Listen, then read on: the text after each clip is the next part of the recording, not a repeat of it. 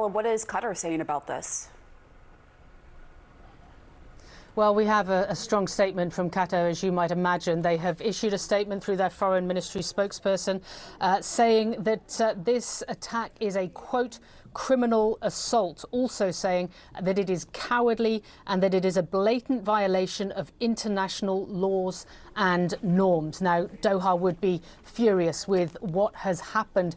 It's worth pointing out, as Jeremy mentioned there, that the Hamas main negotiator, Khalil al-Hayya, is stationed in Doha.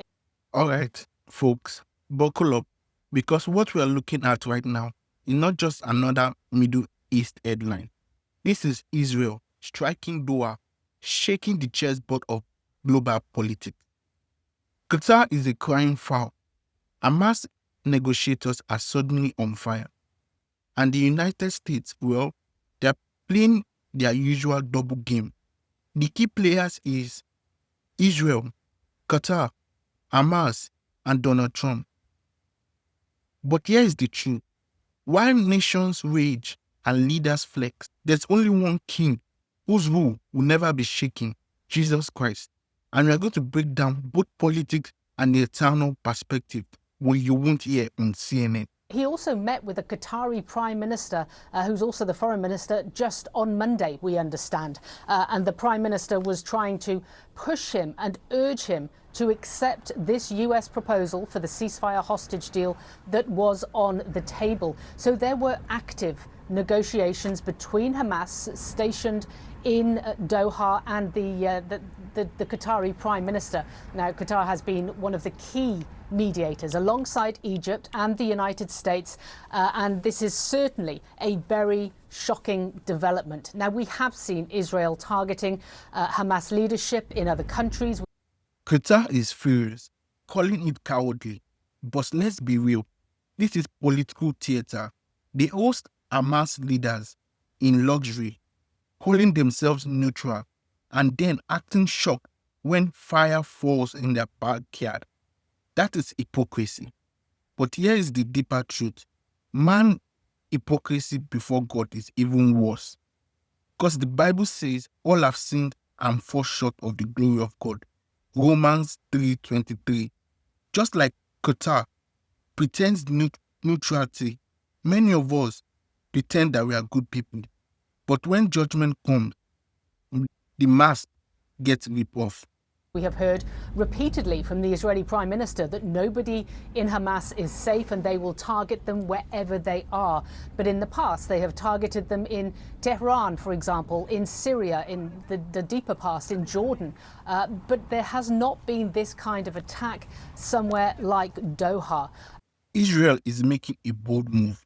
No safe havens, no exceptions. They warned the world and they are proving it. But here is the spiritual reality. God has said the same about sin.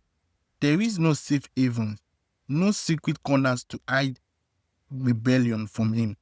For this appointed unto man wants to die, and after this, judgment. Hebrews 9:27. You can run to Doha, Tehran, Washington, or even hide behind religion. But apart from Christ, judgment will find you.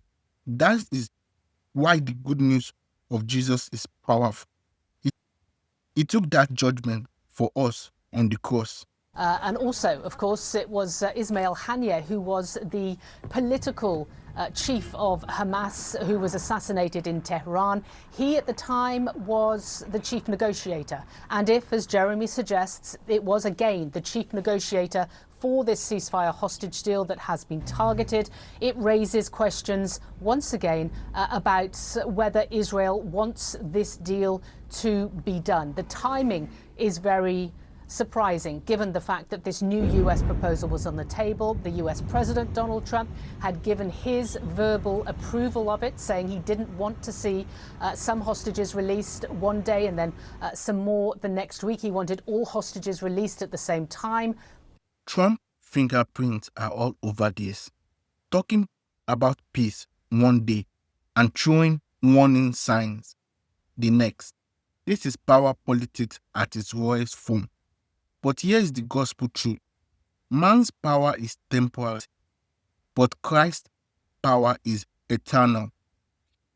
Politics may free hostage for leverage, but Jesus Christ came to free hostage of sin once and for all. If the Son will set you free, you shall be free indeed. John 18:36. Trump can't save you. Biden can't save you. No nation or negotiation can save your soul. Only Jesus can save your soul. That is what this deal is. It was on the table. We understand Hamas was looking at it. So, of course, a good question is, what does this mean for that deal now? Now, another interesting point that the Qatari officials gave in this statement was they say that it was residential buildings that were targeted. These buildings were housing several members of the Hamas political bureau. But the fact that it was residential buildings that were targeted in Doha, again, significant. We don't believe that there was a warning for people on the ground. Was this just Hamas who was impacted in this strike? All right, Paula Hancock, thank you very, very much. We'll stay in close touch with you. I want to go get the latest from the White House. Kevin Liptak is there for us. Kevin, what are you hearing from White House officials? Yeah, officials still very much digesting the news of what happened is on the ground there in Doha. According to an Israeli official, the U.S. was notified ahead of time of their plans to carry out this strike. We have not gotten confirmation of that from the White House, and I think that that will be a very critical piece of information as we sort of digest what is happening here. As both Jeremy and Paula have noted, this comes at quite a critical moment. President Trump, as recently as Sunday, said that he thought a deal in Gaza could happen very soon as a result of this new plan that he had put on the table that would result in the immediate release of all 48 of those hostages in exchange for Israel ending its campaign to occupy Gaza City. He also wrote something of an ominous warning on Truth Social that day, saying that he's warned Hamas about the consequences of not accepting this deal, that this was his last warning, there will not be another one. So whether that was issued with the knowledge that Israel was planning this attack is a question that I think we have heading in to today as we hear more from White House officials about what exactly transpired here. The other question is what this does to the U.S.-Qatar relationship. This has been quite a critical relationship. The Qataris have spent ample time trying to cultivate President Trump and his administration over the last several months. President Trump was the first U.S. president to visit Qatar back in May. Qatar hosts the forward headquarters of CENTCOM at Al Udeid Air Base. So some critical components of the U.S. national security infrastructure housed in Qatar. And according to Qataris who have said this over the last several years, it is actually the United States who asked Qatar to host Hamas's political leadership in Doha as a venue to have these kinds of negotiations. So how all of this sort of adds up over the coming hours, I think, remains to be seen. Just one more thing. Well, if we have heard from the U.S. Embassy in Doha, they're saying that they've seen the reports of these missile strikes. They say that they've issued a shelter in place at their facilities, and they're encouraging U.S. citizens who live in the Qatari capital to shelter in place as well. So the U.S. government now advising both its employees at the embassy, but also all citizens in the Qatari capital to shelter in place as the fallout of this attack becomes known. Yeah, it's really a serious, major development that's unfolding right now. And Kevin, a lot of people probably don't realize that the U.S. and Qatar have an extremely close military-to-military relationship. The U.S. Military Central Command, for example, has bases at the El Udeid Air Base. A lot of Air Force personnel are there, and Camp Asaliya, as you pointed out, ground troops. That's basically a regional headquarters for the U.S. Military's Central Command. There are a lot of U.S. military personnel on the ground right now in and around Doha, Qatar. So that's a significant development. We'll continue to watch and monitor that as well. We'll see if that had any impact on this Israeli decision to go ahead and target these facilities in and around Doha, Qatar, where they suspect Hamas officials may be.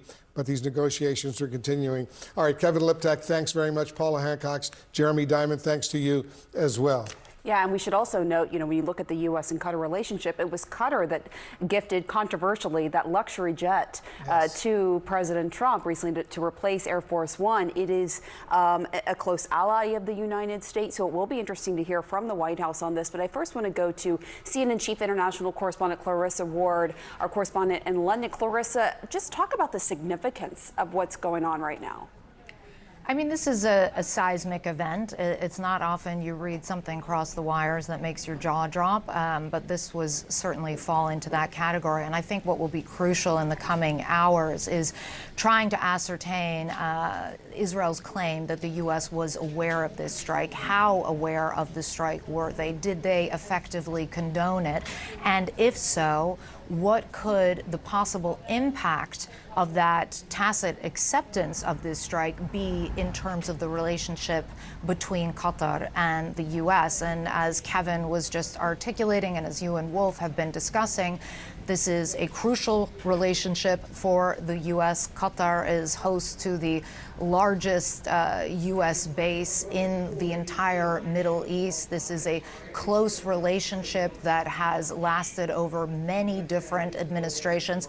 And Qatar has effectively cultivated a unique space for itself in terms of being a neutral space where these talks and negotiations between various non-state actors and states and terrorist groups can happen in a safe and sensible manner.